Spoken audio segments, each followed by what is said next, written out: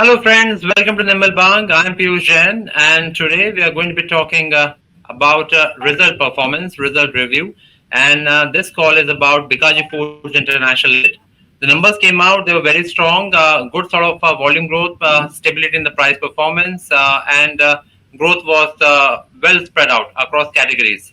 Let me now welcome the management to actually have a better color about the results, and let me now welcome Mr. Manoj Verma, the Chief Operating Officer, and Mr. Rishabh Jain, the Chief Financial Officer of the company.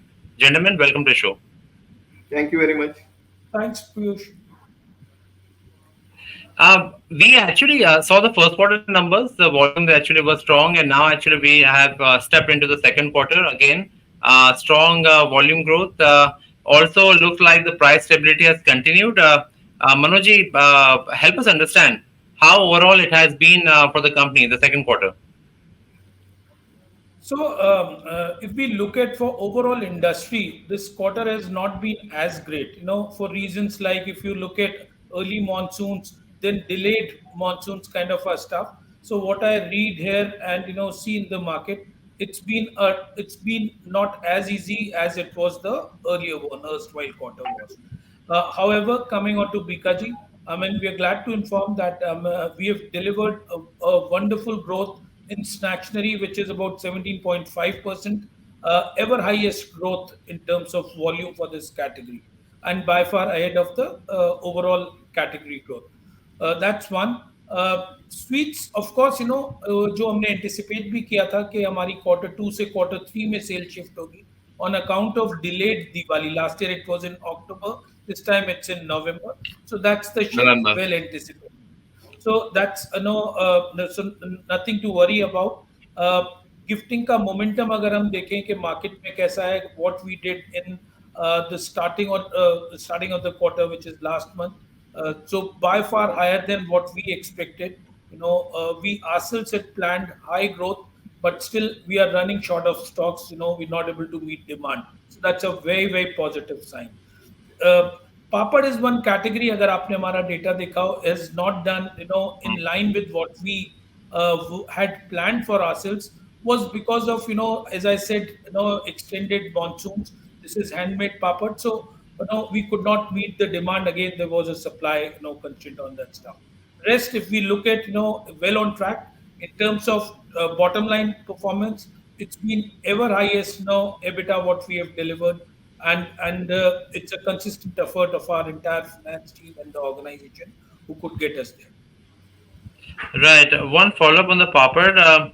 Uh, could you just give a color like how much excess demand perhaps is still existing there? Like it's down 6% owing to the monsoons. But like suppose if we step into the third quarter, we are away from monsoons now. Like how much is the excess demand? How much is the delta going to come now?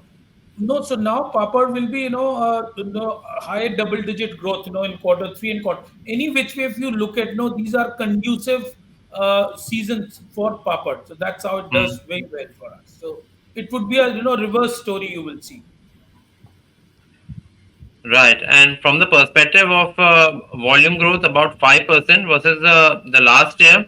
And from that perspective, where actually we are right now in capacity utilization, Manoji?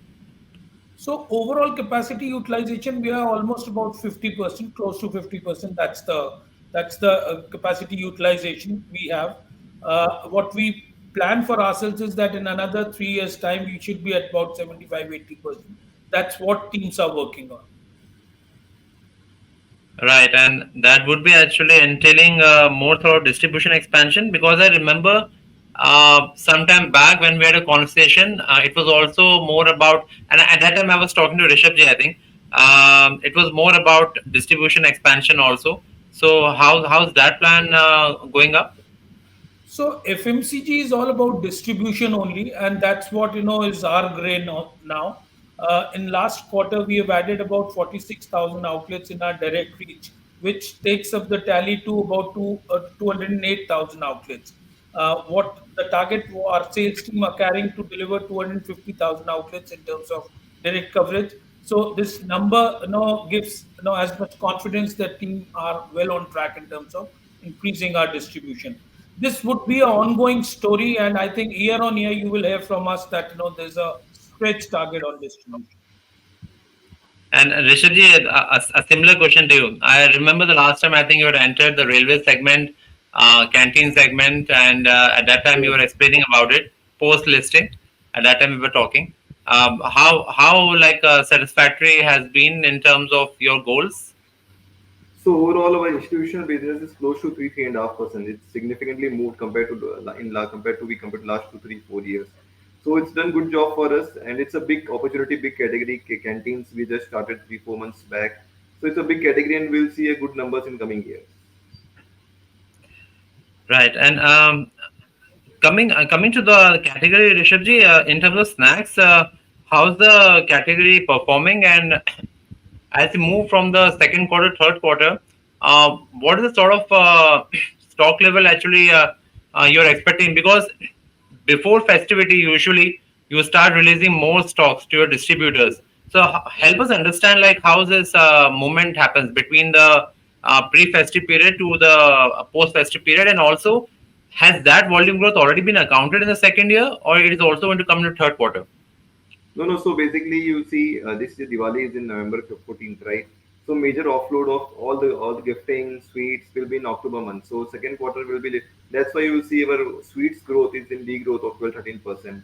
And in third quarter, you'll be surprised to see sweet growth because it's a major sweet in gifting has been dispatched in this third quarter.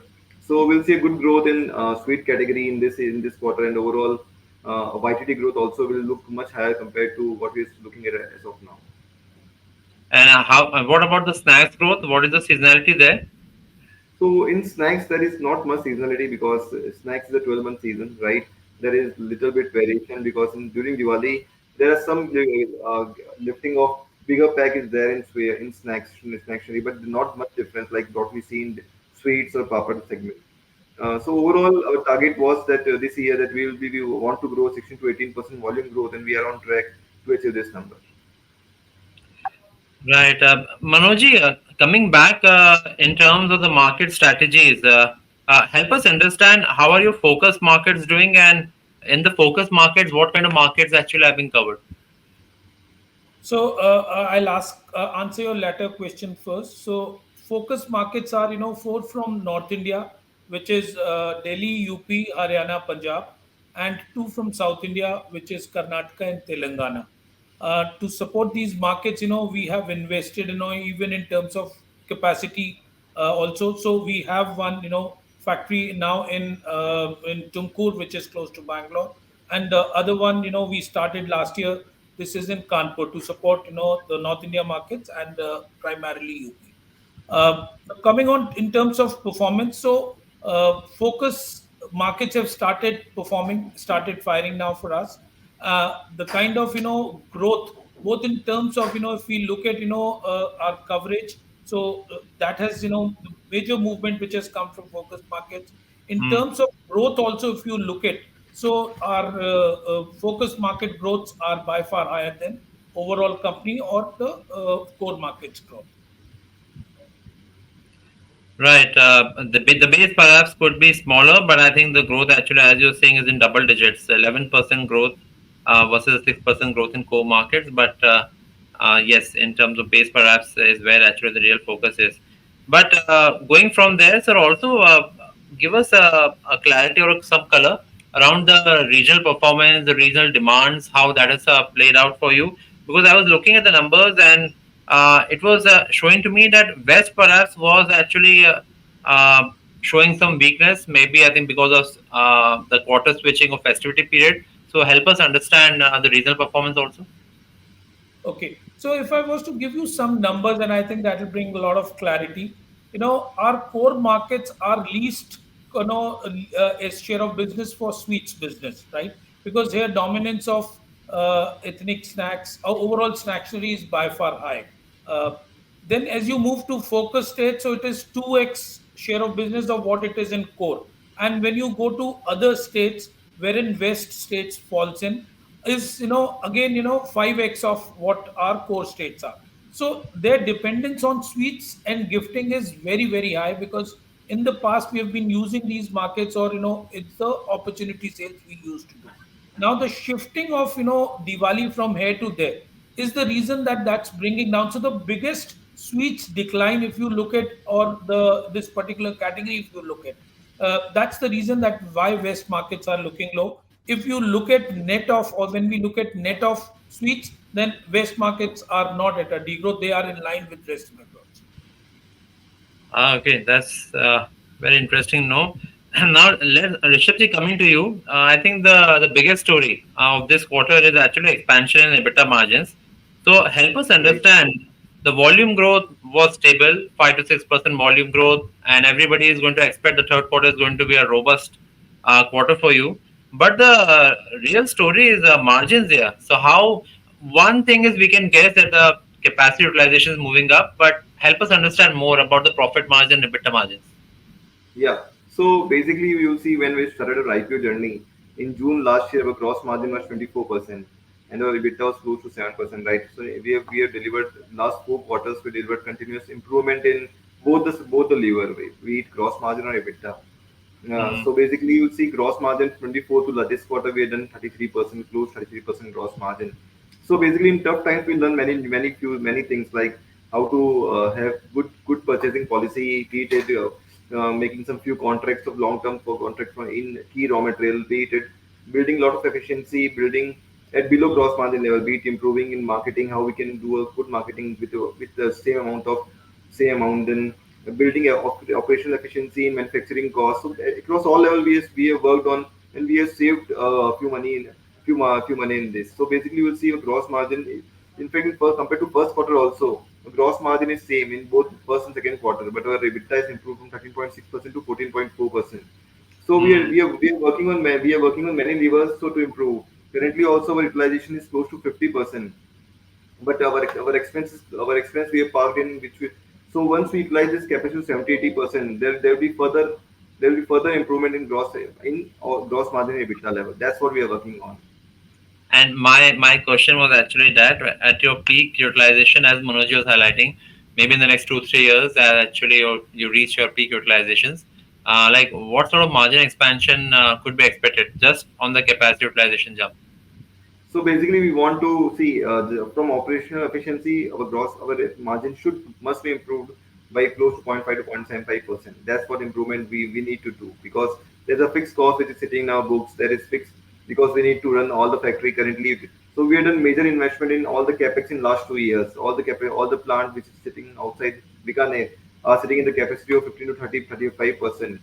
So Hmm. that's our target is to take this to 55-60% utilization of all the plant, and which will generate a lot of money for us and improve gross margin and EBITDA below.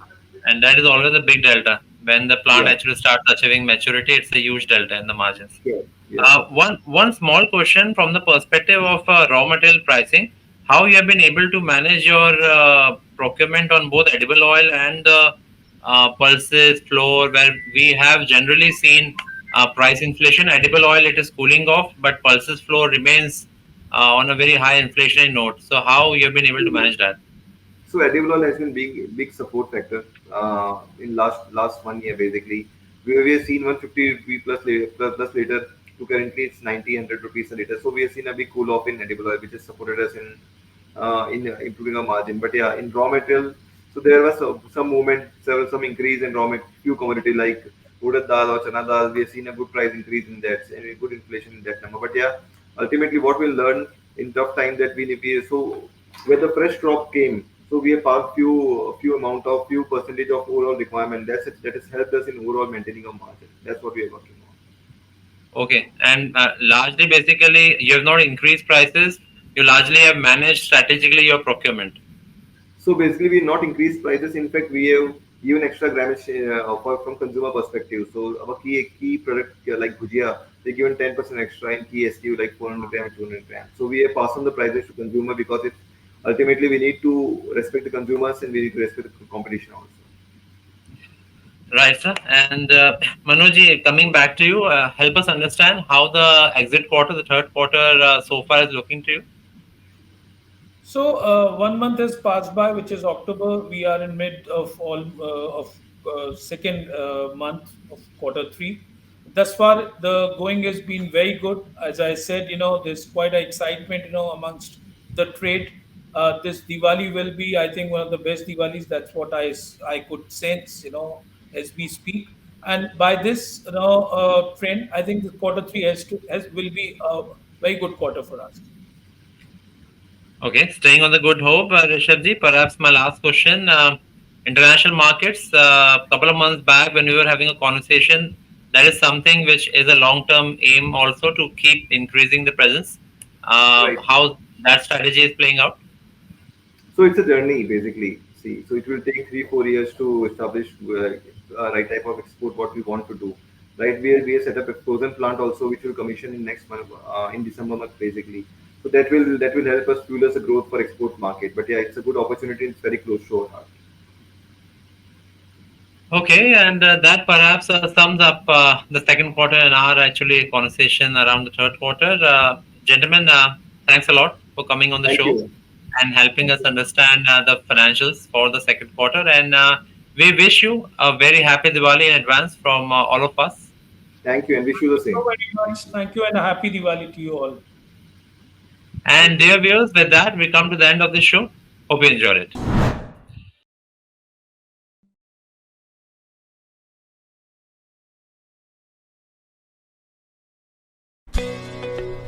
Subscribe to our YouTube channel and click on the bell icon to never miss an update from Nirmal Bang.